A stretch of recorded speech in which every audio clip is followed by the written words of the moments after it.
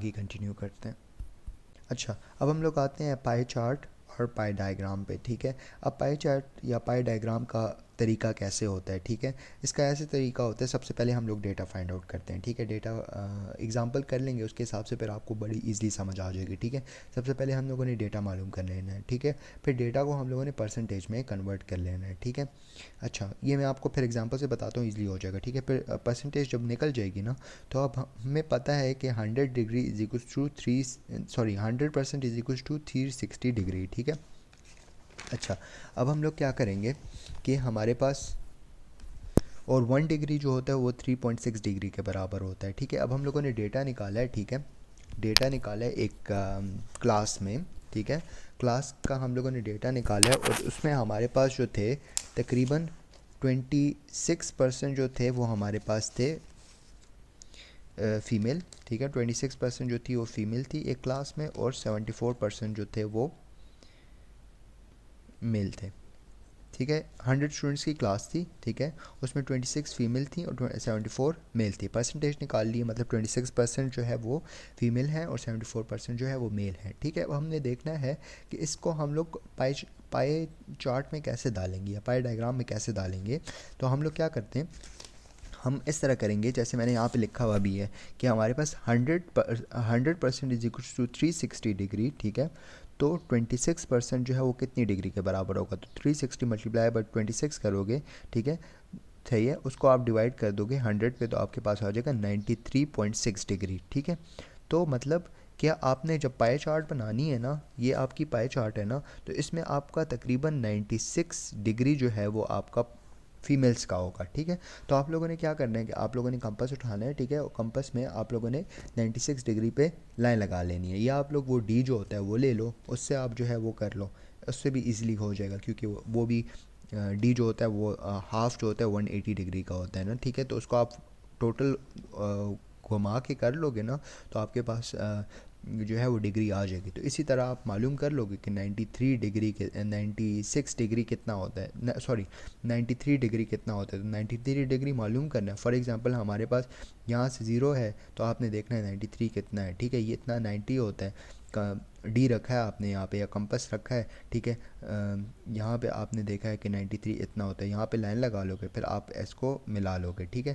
तो that's your 93, जो बचा कुछ है वो मेल्स के लिए हो जाएगा। ठीक है, ये हमारे पास हो गया पाई चार्ट। ठीक है, फिर आगे हम करते हैं पेक्टोग्राम। अच्छा, अब जो ये पेक्टोग्राम जो हम लोग अपने रिसर्च के टेबल में या मैगज़ीन वगैरह में या अपनी स्टडी में जब डालते हैं ना, तो ये उन लोगों के लिए डालते हैं जिन लोगों को प्रॉपरली रिसर्च के बारे में पता नहीं होता, जिन लोगों को ग्राफ रीड करना नहीं आता या चार्ट रीड करना नहीं आता। ठीक है, या तो पाए चार्ट जो होती है उसको रीड करना नहीं आता। ठीक है, टेबल रीड करना नहीं आता, तो उन लोगों के लिए हम लोग डालते हैं, जैसे बच्चे वगैरह हो गए या कोई ऐसा बंदा हो गया जो जितने इतनी पढ़ाई नहीं की हो। ठीक है, तो उन लोगों के लिए हम लोग ये पिक्टोग्राम यूज़ करते हैं। पिक्टोग्राम में मेनली हम लोग जो है ना पिक्चर्स यूज़ करते हैं, पिक्चर यूज़ करके रिप्रेजेंटेशंस करते हैं। जैसे कि अब इसमें हम लोगों ने एक साइड पे हम लोगों ने फ्रूट्स बताया हुआ है। ठीक है, फ्रूट्स हैं, और दूसरी साइड पे हम लोगों ने number of children who choose it. ठीक है, तो अब हम लोगों ने देखो पेयर्स जो है ना वो कितने स्टूडेंट्स ने चूज़ किया है, पेयर तकरीबन जो है वो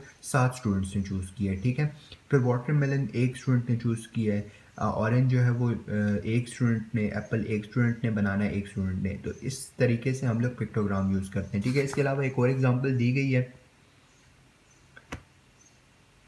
ये वाली पैनकेक कपकेक वाली। ठीक है, तो अब हम देखते हैं ना कि इसमें हम देख रहे हैं यहाँ पे इस साइड पे हम लोगों ने डेज दिए हुए हैं। ठीक है, इस साइड पे हम लोगों ने डेज दिए हुए हैं, इस साइड पे हम लोगों ने number of cupcakes that are going to be consumes. ठीक है, तो अब इसमें सबसे पहले इसको तो भूल जाना है, ये नहीं है, इसको भूल जाओ फिलहाल। ठीक है, तो अब देखो मंडे को इस तरह अगर नॉर्मली बंदा देखेगा ना, तो वो कहेगा कि मंडे को हम लोगों ने एक बंदे ने कंज्यूम किए तकरीबन 5। ठीक है, ट्यूसडे को उसने किए 2.5। ठीक है, वेडनेसडे को उसने किए 4 के कप केक कंज्यूम, थर्सडे को उसने किए 3.5। ठीक है, इस तरह सो ऑन। ठीक है, लेकिन ये तो हम लोगों ने सिंपल कर लिया, जो हम लोगों ने प्रीवियसली भी पेक्टोग्राम में वो पेयर वाली एग्जांपल की थी ना, फ्रूट्स वाली, उसी तरह है ना। लेकिन इसके अलावा इसमें ये है ना कि यहाँ पे हमने बताया हुआ है कि एक कपकेक जो है वो 6 कपकेक्स के बराबर है। ठीक है, तो अगर हम इस तरह बंदे को इस तरह भी हम दिखा देंगे ना, तो वो भी ईज़िली उसकी कैलकुलेशन हो जाएगी, मतलब ईज़िली वो कैलकुलेट कर पाएगा कि 1 कप केक जो है वो 6 कप केक के बराबर है इस डायग्राम में ना। तो इस तरह उसको पता लग जाएगा कि मंडे को कितने कंज्यूम हुए हैं। तो मंडे को 5 थे ना, तो 6 5 या 30 आ जाता है। तो मंडे को एक बंदे ने 30 कप केक कंज्यूम किए हैं, ठीक है। फिर आता है ट्यूसडे, तो ट्यूसडे को हमारे पास इसमें आ जाता है तकरीबन 2.5 थे ना, तो इसमें तकरीबन आ जाएंगे 15 कप केक। तो ट्यूसडे को उसने लिए हैं 15 कप केक्स, ठीक है, इस तरह सो ऑन। तो पिक्टोग्राम का मतलब यही होता है कि हम लोग उन लोगों के लिए ये प्रेजेंटेशंस कर रहे होते हैं जो इलिटरेट होते हैं या उनको बच्चे वगैरह होते हैं जिनको प्रॉपरली रिसर्च के बारे में या ग्राफ रीड करना है, इन चीज़ों के बारे में नहीं पता होता, तो उन लोगों के लिए हम लोग ये यूज़ करते हैं। अच्छा, अब हम आते हैं हिस्टोग्राम पे, ठीक है। अब हिस्टोग्राम में क्या होता है कि हम लोग जो है ना मेनली फ्रीक्वेंसी डिस्ट्रीब्यूशन जो होती है ना, फ्रीक्वेंसी डिस्ट्रीब्यूशन टेबल, उसको रिप्रेजेंट करते हैं इस हिस्टोग्राम में, ठीक है। और हिस्टोग्राम वर्ड जो है ना हिस्टोलॉजी से निकला हुआ है। हिस्टोलॉजी में जैसे स्ट्रक्चर एक दूसरे से मिले नहीं होते, तो हिस्टोग्राम में भी हमारे पास जो बार्स होते हैं ना वो आपस में मिले होते हैं, ठीक है। हम लोगों ने जो बार चार्ट की थी, तो हम लोगों ने बार चार्ट में कहा था कि गैप्स होते हैं, ठीक है। But if you talk about the histogram, so there is going to be no gaps, ठीक है, मतलब गैप्स नहीं होते हिस्टोग्राम में, ठीक है। अच्छा, फिर इसके बाद हमारे पास देखो, जैसे इसमें हम लोगों ने क्या करना है कि नीचे हमारे पास जो होते हैं क्लास इंटरवल्स होते हैं, और जो हॉरिजॉन्टली होता है ना एक्स एक्सेस पे, और वाई एक्सेस पे हमारे पास फ्रिक्वेंसी होती है, ठीक है। अब हम इसकी एग्जांपल्स पे बात कर लेंगे आहिस्ता आहिस्ता, ठीक है। अच्छा, जैसे इन लोगों ने एग्जांपल जो है वो दी हुई है, बुक की एग्जांपल ज़रा वेट है, मैं आपको दूसरी एग्जांपल दिखा देता हूँ, ठीक है। जैसे कि यहाँ पे इंटरनेट पे इन लोगों ने एक एग्जांपल दी हुई है जिसमें इन लोगों ने कहा हुआ है कि एज ऑफ लॉटरी विनर्स, ठीक है। नीचे इन लोगों ने एज को रिप्रेजेंट किया हुआ है, ऊपर जो है नंबर ऑफ विनर्स के बारे में बताया हुआ है, ठीक है। अब देखो, 0 to 19 एज में कोई भी विनर नहीं था, ठीक है। 20 to 29 एज में तकरीबन हमारे पास 2 विनर्स थे, ठीक है। 30 to 39 एज में हमारे पास तकरीबन 5 विनर्स थे, और 40 to 49 एज में हमारे पास तकरीबन 6 विनर्स थे। 50 to 59 एज में हमारे पास तकरीबन 8 विनर्स थे। तो this is how we show the histogram, मतलब कि जो हमारे पास बार्स होते हैं वो आपस में कनेक्टेड होते हैं, ठीक है। नीचे हम लोग जो है ना वो मेनली हम लोग क्लास इंटरवल्स देते हैं, और एक्स एक्सिस पे और वाई एक्सिस पे हम लोग जो है वो फ्रिक्वेंसीज लेते हैं, ठीक है। अच्छा, ये हमारे पास हिस्टोग्राम हो गया, ठीक है। अब हम आते हैं फ्रिक्वेंसी पॉलीगॉन पे, ठीक है। अब फ्रिक्वेंसी पॉलीगॉन और फ्रिक्वेंसी पॉलीगॉन कर्व क्या होता है, ये बहुत ज़्यादा इंपॉर्टेंट है, ठीक है। ये इससे जो है ना हमें अभी हम लोग कर लेते हैं, ठीक है। अब देखो, जैसे कि हम लोगों ने हिस्टोग्राम बना दिया है ना, तो हम क्या करते हैं हिस्टोग्राम बना के, ठीक है, उसके बाद हम लोग जो है ना वो कर लेते हैं उसके जो हिस्टोग्राम का बिल्कुल जो वो होता है ना, ये हर बार का जो मिड पॉइंट होता है ना, उसके ऊपर हम लोग एक पॉइंट लगा देते हैं। देखो फॉर एग्जांपल हमने हर एक बार के ऊपर एक एक पॉइंट लगा दिया, ठीक है। तो इससे हमारे पास बन जाता है फ्रिक्वेंसी पॉलीगॉन, ठीक है। अब हम लोग इस जो हमारे डॉट्स लगे हुए हैं ना, इसको हम लोग मिला लेते हैं, ठीक है। जब हम लोग इसको मिला लेते हैं तो उससे हमारे पास बनता है फ्रिक्वेंसी पॉलीगॉन कर्व, ठीक है। ये हमारे पास हो गया, ठीक है। अब हम आते हैं लाइन डायग्राम। अब लाइन डायग्राम में क्या होता है, लाइन डायग्राम मेनली जो होता है ना ये कर्व बताता है, ठीक है, कर्व बताता है, ठीक है।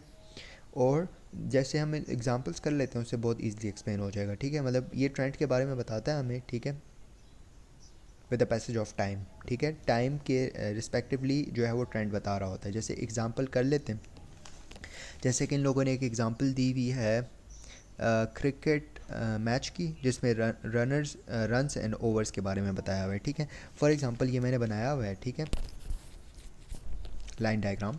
इसमें होता क्या है कि हमारे पास सबसे पहले ओवर्स जो है हम लोगों ने नीचे लिखे हुए हैं, और ये एक्स एक्सिस पे और वाई एक्सिस पे हम लोगों ने जो है वो रन्स लिखे हुए हैं, ठीक है। तो 10 हो गया, 20 रन हो गए, 30 रन हो गए, 40 हो गए, 50 रन हो गए, ठीक है। तो फर्स्ट ओवर में हमारे पास जो रन्स बने थे ना उसके वो 20 थे, तो उसके आगे हमने लोगों ने एक डॉट लगा लेने। सेकंड ओवर में हमारे पास जो रन्स बने थे वो हमारे पास 40 थे। थर्ड ओवर में जो रन्स बने थे वो 50 थे, ठीक है, एग्जाम्पल दे रहा हूँ, ठीक है। फोर्थ ओवर में हमारे पास जो रन्स बने थे वो हमारे पास थे तकरीबन 20, ठीक है। फिफ्थ ओवर में हमारे पास बने 40, और सिक्स ओवर में हमारे पास बने 10, ठीक है। और फिर इसको जब हमारे पास ये बन जाएगा ना, तो फिर इसके हम लाइन को मिला लेंगे ना, तो इसको आप लाइन डायग्राम कहते हो, ठीक है।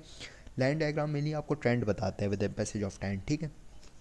अच्छा, फिर हम आते हैं स्कैटर्ड डायग्राम, ठीक है। अब स्कैटर्ड डायग्राम जो होता है ना, ये मेनली आपको रिलेशनशिप बताता है बिटवीन टू वेरिएबल्स के बारे में, सही है। तो दो वेरिएबल्स के बारे में आपको रिलेशनशिप बता रहा होता है। जैसे कि इन लोगों ने एक एग्जांपल, और इसकी टाइप्स कर लेते हैं स्कैटर्ड डायग्राम की। सबसे पहले इसमें हमारे पास 5 टाइप्स होती हैं mainly. No relation scattered diagram होता है, मॉडरेट कोरिलेशन स्कैटर्ड डायग्राम होता है, स्ट्रॉन्ग रिलेशन स्कैटर्ड डायग्राम होता है, पॉजिटिव कोरिलेशन स्कैटर्ड डायग्राम होता है, और नेगेटिव कोरिलेशन स्कैटर्ड डायग्राम होता है, ठीक है। अच्छा, अब हम करते हैं इसकी एग्जांपल, ठीक है। अब बुक में जो एग्जांपल दी हुई है ना, ये हमारे पास है डेथ्स, ठीक है, number of death and temperature, weekly temperature, ठीक है। अब नंबर ऑफ डेथ के बारे में बता रहे हैं और टेम्परेचर के बारे में बता रहे हैं, ठीक है। तो अब देखो, ये मैं आपको इधर से बता देता हूँ, बुक में ज़रा अजीब सा बनाया हुआ है, और फिर मैं आपको बना के भी दिखा दूँगा, ठीक है। सबसे यहाँ बना लेते हैं, ऐसे करते हैं, बना लेते हैं, ठीक है। जैसे कि ये मैंने यहाँ पे बनाया हुआ है, इसको हम कॉपी करके मैं आपको दिखा दूँगा, ठीक है। ठीक है, ये हमारे पास हो गया ग्राफ। अब हम नीचे हम लोग टेम्परेचर डिनोट कर रहे हैं, ऊपर हम लोग जो है वो नंबर ऑफ़ डेथ कर रहे हैं, नंबर ऑफ़ डेथ, ठीक है। अच्छा, अब ये हमारे पास है टेम्परेचर 35, 37, 45, 50, 52, ठीक है। और ये हमारे पास है डेथ, तो ये हो गया 0, 10, 20, 30, 40, 50, ठीक है। ये हम लोगों ने कर लिया। अब देखो देखो, जब हमारे पास टेम्परेचर था 35, तो हमारे पास नंबर ऑफ़ डेथ जो थी वो तकरीबन कितनी थी, इससे ही कर लेते हैं। जब हमारे पास टेम्परेचर था 35, तो नंबर ऑफ़ डेथ हमारे पास थी 40, ठीक है। फिर जब इसके बाद हम लोगों ने डॉट्स लगा देने के, बस टेम्परेचर 36 था, तो हमारे पास डेथ जो थी वो तकरीबन थी 47, ठीक है। जब टेम्परेचर जो है वो 37 हो गया, तो डेथ हमारे पास हो गई तकरीबन 35। फिर 45 हो गया, तो डेथ हमारे पास तकरीबन हो गई 30, ठीक है। इस तरह हम लोगों ने डिफरेंट डॉट्स लगा लेने, जितने भी हमारे पास वैल्यूज़ आ जाएंगी, ठीक है। फिर इसके बाद जो एंड में हम लोग इन लाइंस को मिला लेंगे, देखेंगे कौन सी लाइंस आपस में मिल रही हैं ना। तो फॉर एग्जांपल इसमें ये लाइन मिल गई है, ठीक है, ठीक है। जब वो लाइन मिल जाएगी ना, तो अब हम देखेंगे कि ट्रेंड किस तरफ जा रहा है। तो अब इसमें ये ट्रेंड जा रहा है कि जब टेम्परेचर कम था तो डेथ ज़्यादा थी, जब टेम्परेचर ज़्यादा होने लगा तो हमारे पास डेथ कम होने लगी। जैसे 35 डिग्री सेंटीग्रेड था, तो हमारे पास जो डेथ नंबर ऑफ़ डेथ्स थी वो 40 थी, ठीक है। जब हमारे पास टेम्परेचर जो है वो ज़्यादा होने लगा, जैसे 52 हो गया ना, तो हमारे पास जो डेथ का रेट थी वो हमारे पास तकरीबन 5 आ गई, ठीक है। 5 लोग मरे थे 52 डिग्री सेंटीग्रेड पे। तो that's how we showed the negative correlation, मतलब कि डेथ और टेम्परेचर का ऑपोजिट रिलेशन है, ठीक है। इसके अलावा डिफरेंट डायग्राम्स भी होती हैं जिसमें पॉजिटिव कोरिलेशन होता है, ठीक है। वो आप लोग इंटरनेट पे सर्च कर लेना। आई होप समझ आ गई होगी, ठीक है। That's it, thank you.